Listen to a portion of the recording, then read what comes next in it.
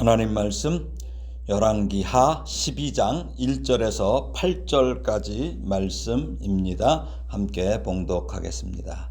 예후의 제7년에 요아스가 왕이 되어 예루살렘에서 40년간 통치하니라. 그의 어머니의 이름은 시비야라. 브엘세바 사람이더라. 요아스는 제사장 여호야다가 그를 교훈하는 모든 날 동안에는 여호와 보시기에 정직히 행하였으되 다만 산당들을 제거하지 아니하였으므로 백성이 여전히 산당에서 제사하며 분향하였더라.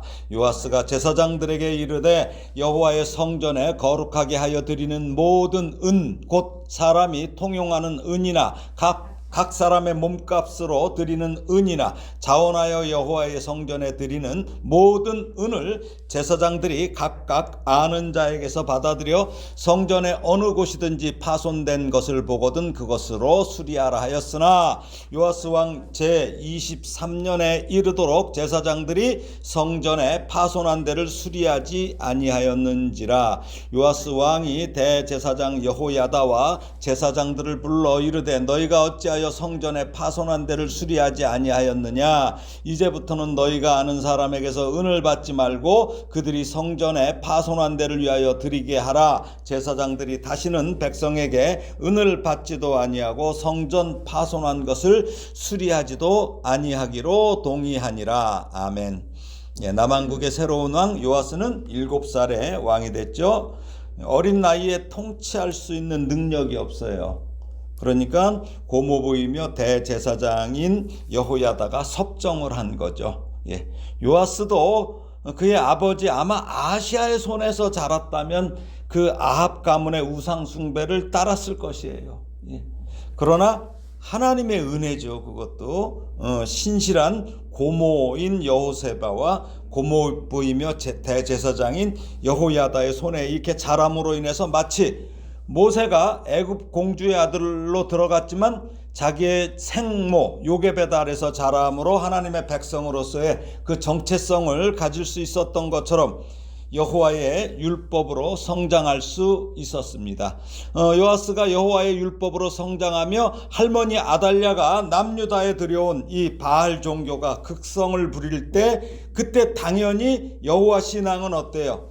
쇠락하게 되죠. 그래서 그때 이제 여호와의 성전의 보수를 이제 하는 거죠. 그래서 오늘은 이 성전 보수에 있어서 발생하는 문제, 그 다음에 저와 여러분의 성전을 살펴보려고 합니다. 1절에서 3절을 다시 읽겠습니다. 예후의 제7년에 요아스가 왕이 되어 예루살렘에서 40년간 통치하니라. 그의 어머니의 이름은 시비야라. 브엘세바 사람이더라. 요아스는 제사장 여호야다가 그를 교훈하는 모든 날 동안에는 여호와 보시기에 정직히 행하였으되 다만 산당들을 제거하지 아니하였으므로 백성이 여전히 산당에서 제사하며 분향하였더라. 요아스가 왕위에 오른 해는 북이스라엘의 예후가 즉위한 지 7년째 했지요. 그래서 요아스란 이름은 뭐예요? 여호와는 강하시다, 여호와는 도와주신다 라는 의미예요. 그래서 킹 제임스 버전이나 RSV 성경에서는 여호아스라고도 이렇게 표기하고 있어요. 이 이름은 어머니의 이름이 누구예요? 시비야인데 원래 말은 치비야입니다. 치비야. 그래서 시비야란 뜻은 아프리카 그 영양의 일종인 그 가젤 있죠. 가젤이에요. 그러니까 순한 사슴이란 뜻입니다. 근데 출신은 부엘세바예요. 부엘세바가 어디예요? 엘리야가 이세벨 피해서 호렙산으로 도망가는 도중에 들렸던 지역이죠. 시비야의 이게 행적은 몰라요, 우리가. 근데 여기에 이름이 이렇게 나오는 거 보면은 믿음의 어머니로 추측할 수 있습니다. 오늘 본문 2절의 내용이 근데 주목을 끄는 이유는 여호야다의 그 역할이에요. 여호야다가 어떻게 했어요? 요아스를 성전에 숨겼지요. 그리고 왕으로 세우고 여호와의 율법으로 교훈을 했어요. 그래서 인간의 지식이 아니죠. 하나님의 말씀으로 가르쳤다는 거죠. 인간의 지식 이런 거보다도. 그래서 유다와 이 북이스라엘의 40여 명의 왕 중에서 하나님의 말씀으로 이렇게 교훈받았다고 이렇게 기록된 자는 요아스밖에 없어요. 물론 아주 어려서부터 여호야다가 아버지처럼 보살펴 주었기 때문이기도 하지만 여호야다는 이게 하나님의 그 계시를 받아서 이렇게 할 거예요. 여기 나오지는 않아도. 그러니까 또 더더군다나 그렇게 한다 하더라도 하나님을 섬기는 모습에서 흐트러짐이 없었을 거예요. 그래서 그런 본을 보였기 때문일 것입니다. 그러니까 교훈을 받죠. 그래서 요아스는 그렇게 됐어요. 그러니까 여호야다가 왕이 아니에요. 그렇지만 여호야다가 죽었을 때는 왕의 묘실에 묻혀요. 그 정도로 놀랍습니다. 역대하 잠깐 볼까요? 역대하 24장. 역대하 24장 15절 16절.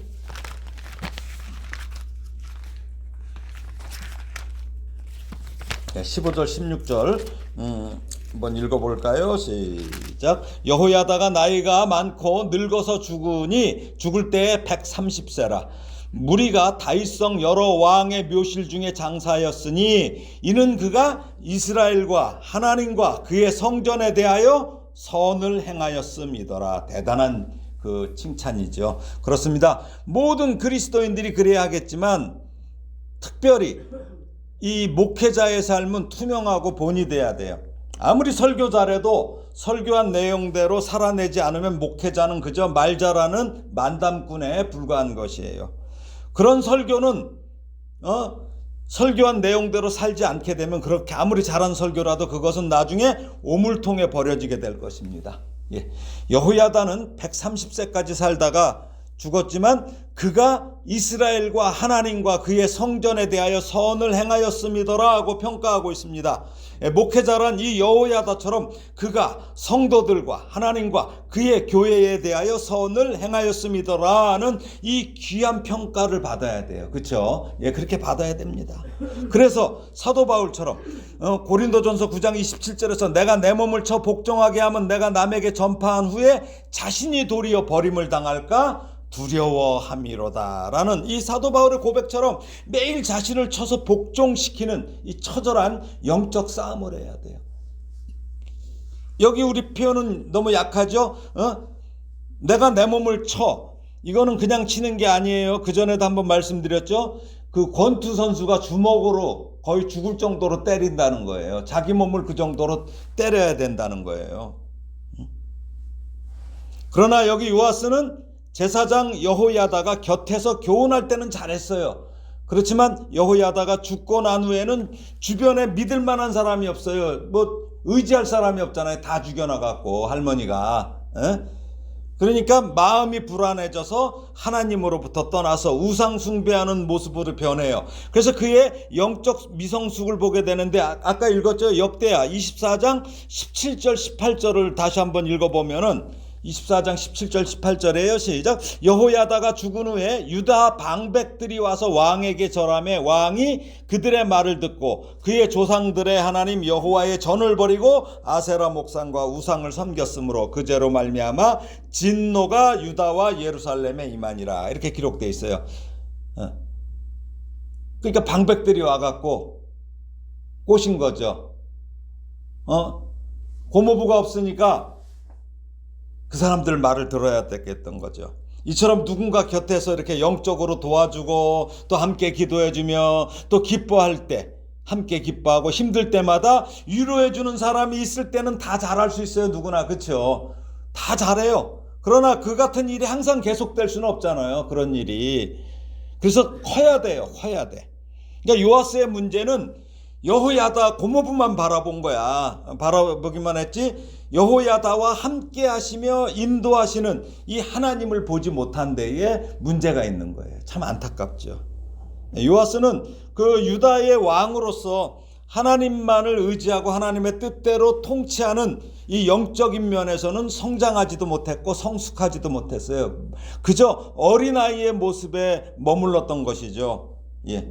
이것은 무엇입니까? 우리가 사람은 육적인 미성숙, 미성장, 성장하지 못하는 것도 많은 문제가 있지만 영적인 미성숙은 지도자에게는 치명적인 거죠. 그래도 여호야다의 교훈 덕에 요아스는 먼저 일단 하나님께 예배하는 성전을 보수하게 되죠. 4절에서 6절까지입니다. 한번 다시 읽어보겠습니다. 요아스가 제사장들에게 이르되 여호와의 성전에 거룩하게 하여 드리는 모든 은 곧 사람이 통용하는 은이나 각 사람의 몸값으로 드리는 은이나 자원하여 여호와의 성전에 드리는 모든 은을 제사장들이 각각 아는 자에게서 받아들여 성전의 어느 곳이든지 파손된 것을 보거든 그것으로 수리하라 하였으나 요아스 왕 제23년에 이르도록 제사장들이 성전의 파손한 데를 수리하지 아니하였는지라. 성전이 이렇게 파손됐다는 것은 요아스 이전에 그 아합의 집과 관련이 있는 여호람, 아하시야, 아달랴로 이어지는 이 바알을 섬긴 이 왕들로 인한 것이죠. 그래서 역대하 24장 7절에 보게 되면 이는 그 악한 여인이라고 나와요. 이는 그 악한 여인 아달랴의 아들들이 하나님의 전을 파괴하고 또 여호와의 전의 모든 성물들을 바알들을 위하여 사용하였음이었더라. 이렇게 아주 정확하게 역대하에는 나오죠. 그래서 그들의 악행을 아주 구체적으로 이렇게 고발하고 있어요. 그러니까 요아스가 이때는 여호야다의 교훈을 잘 받고 있었기 때문에 하나님을 경외하는 왕이잖아요. 자기가 그래도 그러니까 이 파손되는 성전을 방치할 수 없죠. 그러니까 백성들이 성전에 바치는 은으로 성전을 수리하도록 제사장들에게 지시하는 거예요. 근데 여기 5절 말씀이 참 그렇죠. 뭐라고 그럽니까? 어느 곳이든지 파손된 것을 보거든.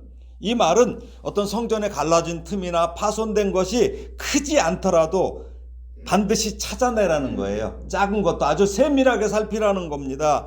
크고 눈에 띄는 것뿐만 아니라 아주 작은 결점이라도 발견되는 경우 즉시 수리하라는 명령이에요. 대단한 명령이죠.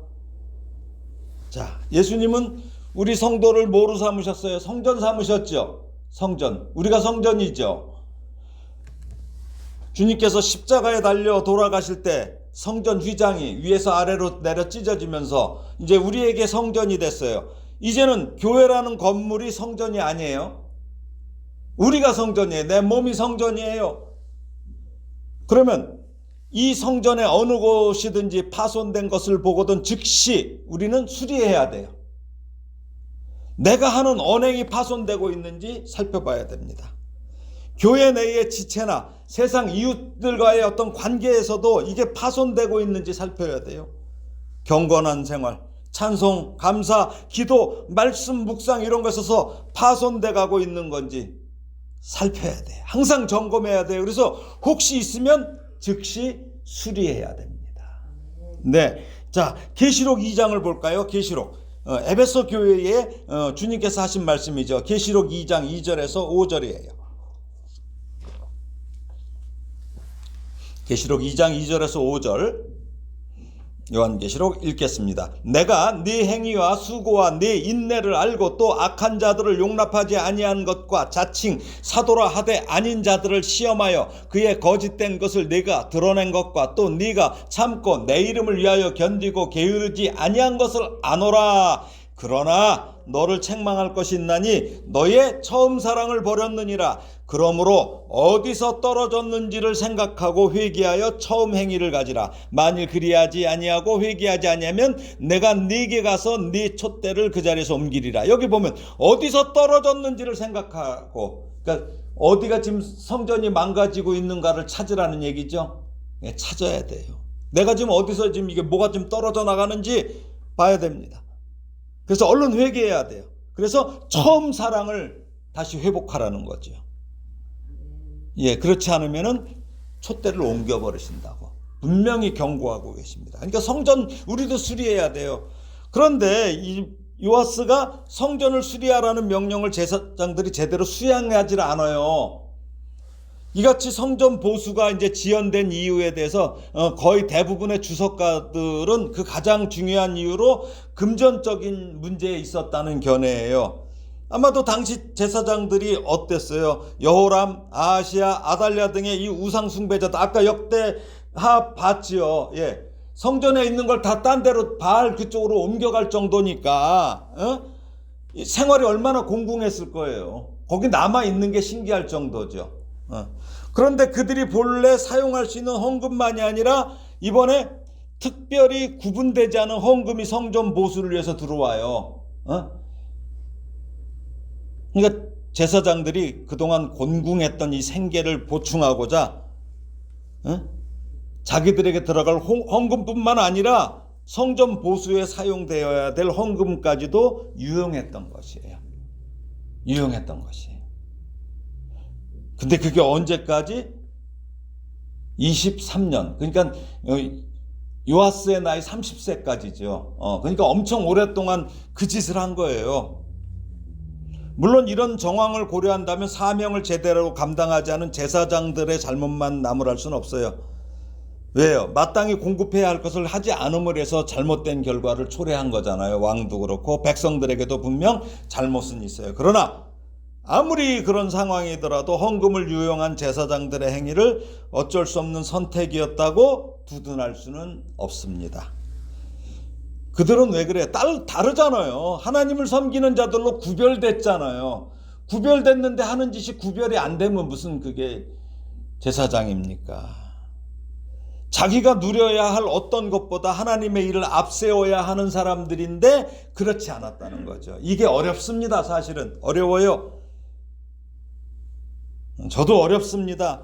그래서 언제나 드리는 말씀이 물질에 관심 있으면 목사하지 말고 정치에 관심 있어도 목회를 그만두라는 것입니다. 이것이 어려워도 목회자가 갈 길이기 때문입니다. 이 내용에서 우리 성도들의 삶의 자세를 또 점검할 수 있어야 돼요. 목회자는 아니더라도 하나님의 백성인 성도는 하나님의 일에 나의 유익과 나의 기쁨, 나의 뜻보다 이게 하나님의 일이 우선돼야 돼요. 요즘 교회에 일할 사람이 없는 이유가 많아요. 그쵸? 교회에 바쁘다, 힘들어, 돈 벌어야 돼, 시간 없어. 이게 가장 큰 이유예요. 물론 사업과 자기 사업과 가정을 위해 바빠야죠. 근데 제가 드리는 말씀은 이 건물인 교회 얘기가 아니에요. 하나님의 성전인 자기 몸에 관한 얘기예요. 자기 성전 어떻게 하고 있냐 이거예요. 하나님을 향한 경건생활, 하나님과의 관계에 그 이유를 댈 수 없다는 거예요. 아니 주님하고 그 경건생활 하려면 어떻게 돼? 점검하고 그 가야 되잖아요. 근데 솔랑솔랑 다 써먹어버려. 바깥 일로. 그렇다는 얘기죠. 디모데후서 2장 3절이 뭐라고 합니까? 너는 그리스도 예수의 좋은 병사로 나와 함께 고난을 받으라. 병사로 복무하는 자는 자기 생활에 얽매이는 자가 하나도 없나니 이는 병사로 모집한 자를 기쁘게 하려 함이라. 이 사도 바울의 권면에서 자기 생활에 얽매이는 자가 하나도 없나니 라는 말씀처럼 자기보다 하나님을 기쁘시게 하고 자기 일보다 하나님의 일을 앞세우는 자세가 성도들이 취해야 할 삶의 자세인 것입니다. 이처럼 무엇보다 하나님의 뜻을 먼저 구하고 하나님의 일을 앞세우는 성도가 되기를 주님의 이름으로 축원합니다. 네, 오늘 본문 7절, 8절을 다시 한번 읽어보겠습니다. 요아스 왕이 대제사장 여호야다와 제사장들을 불러 이르되 너희가 어찌하여 성전에 파손한 데를 수리하지 아니하였느냐? 이제부터는 너희가 아는 사람에게서 은을 받지 말고 그들이 성전에 파손한 데를 위하여 드리게 하라. 제사장들이 다시는 백성에게 은을 받지도 아니하고 성전 파손한 것을 수리하지도 아니하기로 동의하니라. 요아스는 이 성전 이 보수가 지연된 문제의 원인을 지금 정확히 파악했어요. 그리고 대안을 마련해요. 근데 그 전에 먼저 대제사장 여호야다와 제사장들을 불러 책망을 하죠. 책망을 한 후에 대안을 제시하는 거예요. 왜 이렇게 이러고 있냐 이거죠. 사실 성전의 문제는 누구의 문제예요? 제사장들의 문제죠. 성전에 있는 사람들. 근데 이거 왕한테 이 소리 듣는다는 게 사실은 창피한 거예요. 그러니까 이거 보면 참 재밌어요. 여호야다가 교훈을 했는데 지금 여호야다가 책망을 받고 있어요. 지금까지는 요아스가 참 잘 크고 있잖아요. 그렇죠? 참 좋은 거예요. 그래서 여기 성전을 보수하기 위해 너희의 아는 자들, 이 아는 자들이라는 것은 성전의 재정 업무를 관리하는 자들이에요. 이게 그들로부터 돈을 받지 말라고 하는 거예요. 요아스는 성전 보수가 늦어지자 중간에서 백성들로부터 돈을 받아 관리하는 책임을 맡은 제사장들을 이 일에서 제외시키고 있는 거예요. 너희들 다 빠져. 그래서 왕은 성전 보수 계획이 지연됐기 때문에 제2의 성전 보수 계획을 수정 발표하는 거예요, 이게. 그래서 이를 강행해요. 재원은 그전하고 똑같아요. 그렇죠? 은을이 들어오는 것은 똑같아요. 근데 관리 방법과 책임자만 달리하는 거예요. 첫 번째, 성전 수리와 관계된 헌금은 제사장들이 받지 못한다. 두 번째, 성전 수리 책임을 제사장들에게 맡기지 않는다. 세 번째, 성전을 수리하는 자들이 직접 건축 재료를 사도록 해요. 11절 12절을 보게 되면은 직접 하라는 거예요. 예.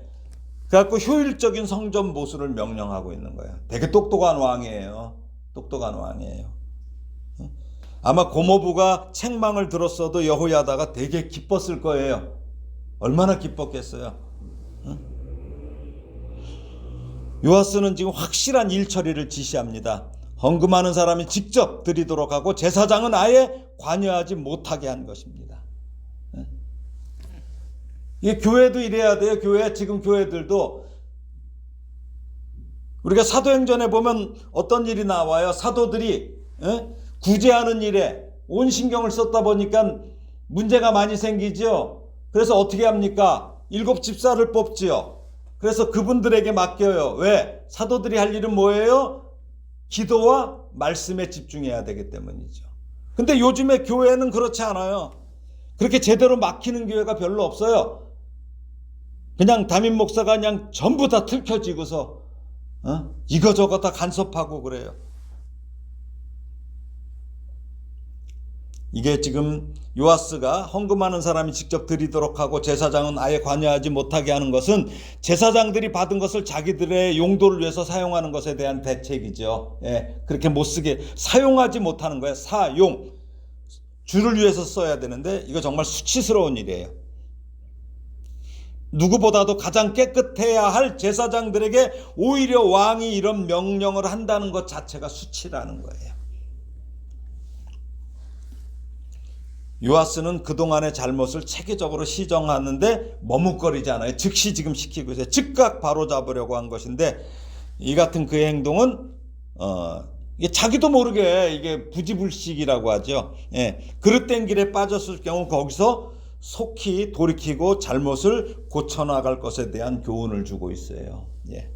잘못할 수 있어요, 누구나. 근데 속히 고쳐야죠. 그게 관행이 돼버리면 안 되는 거죠. 관행이 돼버리면 안 되는 거죠. 말씀을 정리합니다. 우리가 살아가다 보면 삶의 여건이 좋지 않을 때 많아요. 작은 교회는 작은 교회대로, 큰 교회는 큰 교회대로 필요한 것이 충분치 못하다고 다들 말해요. 항상 못하대. 아니, 대부분이에요. 정치인들이 매번 대통령 출마할 때마다 하는 말이 있어요. 무슨 말일까요? 경제가 안 좋다고. 어떤 대통령도 다 이 얘기를 해요. 이것은 사실은 무슨 말입니까? 사람은 늘 만족하지 못한다는 반증이에요. 하나님께서는 우리가 원하는 것을 주시는 분이 아니에요. 뭘 주셔요? 우리의 필요를 채워주시는 분이에요. 그것도 이틀치가 아니라 매일의 필요를 주시는 분이에요. 그래서 하늘에서 만나도 매일 주셨어요. 매일. 예수님께서 가르쳐 주신 기도도 일용할 양식을 구하도록 가르치셨어요.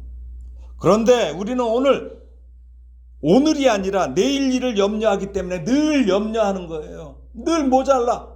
늘. 그러니까 자꾸 쟁이려고 그래요. 주시는 대로 사는 훈련이 바로 경건의 훈련이고 이게 믿음의 훈련입니다. 이거 놓치면 안 돼요. 예, 하박국서 보면 3장 17절 18절 잘 아시죠? 비록 무화과 나무가 무성하지 못하며 포도나무에 열매가 없으며 감람나무에 소출이 없으며 밭에 먹을 것이 없으며 우리의 양이 없으며 외양간에 소가 없을지라도 나는 여호와로 말미암아 즐거워하며 나의 구원의 하나님으로 말미암아 기뻐하리로다.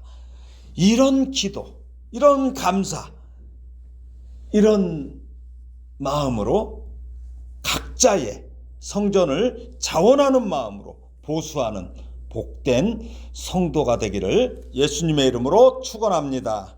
아멘.